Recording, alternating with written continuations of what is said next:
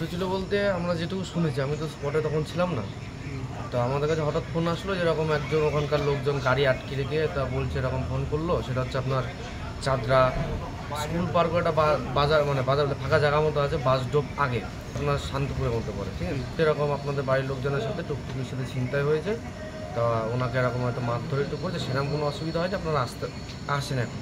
তা আমরা তো ফোন পাওয়ার পর সঙ্গে সঙ্গে গেছি, তা আমাদেরকে আবার পরে ফোন করে বলছে এখানে আসতে হবে, আমরা ফুলিয়া হসপিটালে চলে আসা।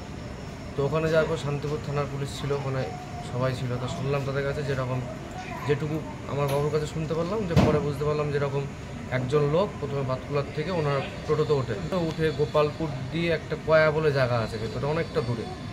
তো সেখানে উনি ভাড়া হিসাবে যায়, সেটা একটু দিনমান থাকতে, মানে একদম পুরো ভোর সন্ধ্যা হয়নি। তো ওখানে যাওয়ার পরে ওখান থেকে উনি ভাড়া না দিয়ে কিছুক্ষণ বসেছিল, বসে হয়তো এদিক ওদিক ঘুরে বলছে যে ঠিক আছে আপনার আমার একটু কাজ আছে, তো এখন এখান থেকে আমরা বাস ডোব যাবো বলে উনি আবার উঠে যায়।